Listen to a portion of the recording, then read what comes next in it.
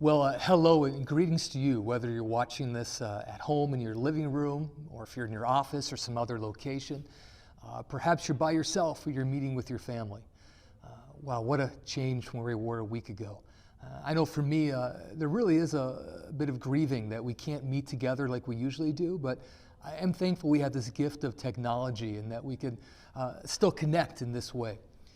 The format's going to be a little bit different than usual.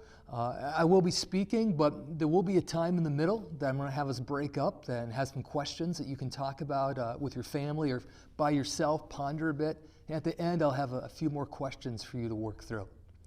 As I've been thinking about what to share this morning, I can't help but thinking about the state of our country right now. Different words that we could use to describe the situation, whether it's caution, isolation.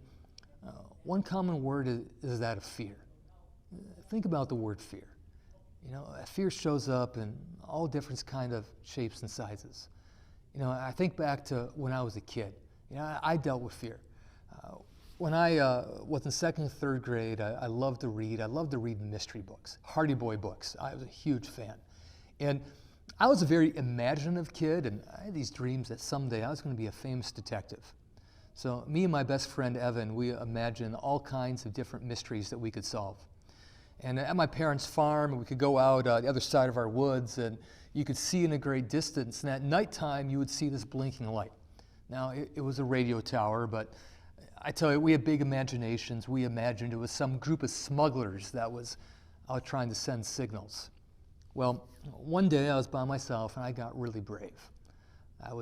Had a break from doing my chores, went out there, made a fist and yelled as loud as I could, "We know what you're doing, we're gonna catch you." And then it hit me that if there really were smugglers out there and they heard that, they weren't gonna be very happy about that message. And I imagined all the ways that they would show up and try to get me. Well, I remember for several days I was afraid to leave the barn during chore time. When I'd walk home at night, it was dark that time of the year. Anytime I saw a car coming down the driveway, I would jump in a ditch and hide. There are those imagined fears that I dealt with. As I got older, the imagined fears were replaced by other fears, much more serious fears. Fears of, what if I try something and I fail? What if I disappoint people? What if I do something and people make fun of me as a result? I get older with more responsibilities. So what about my family? What if I let them down? What if I live a life that's insignificant? What if I do something that lets God down? We could go on and on with different fears that people deal with, but the reality is fear is a part of life. And fear is a part of our current situation. There's some people who are afraid of being sick. There are others who maybe they're not afraid of getting sick themselves, but they have loved ones that they're concerned about. Some are afraid for economic reasons. What if the money dries up? What if I lose my job? How will I provide? Really, we have a nation that lives in a state of fear. And it prompts a big question. As the people of God, how do we respond in a time of fear? When you think about fear, isn't always bad. There's some kinds of fear that God made that's good. Fear protects us from doing stupid things. If I'm working on a roof, I'm going to be cautious because of fear of falling off. There are some times when it is a way to protect us. But more often than not, fear can cripple us. You think about a fire. A fire can be very damaging, and if it's not stopped, it will get out of control and can destroy. Fear can do that. I like the way that Max Lucado writes about this. He writes this in his book, Fearless. Fear never wrote a symphony or a poem, negotiated a peace treaty, or cured a disease. Fear never pulled a family out of poverty or a country out of bigotry. Fear never saved a marriage or a business. Courage did that. Faith did that.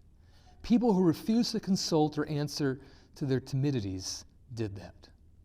But fear itself, fear herds us into a prison and slams the doors. That's what fear does. And God made us to live these lives that are life to the fullest. And fear so often holds us back from living that life. You know, when you look at the Bible, Jesus recognized that fear existed back then.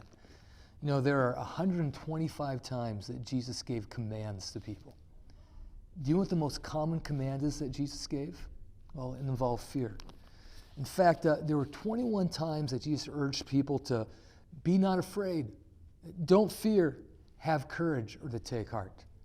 The second most used command is to love, which shows up 8 times. God recognizes that fear is a part of the human condition that we need to address.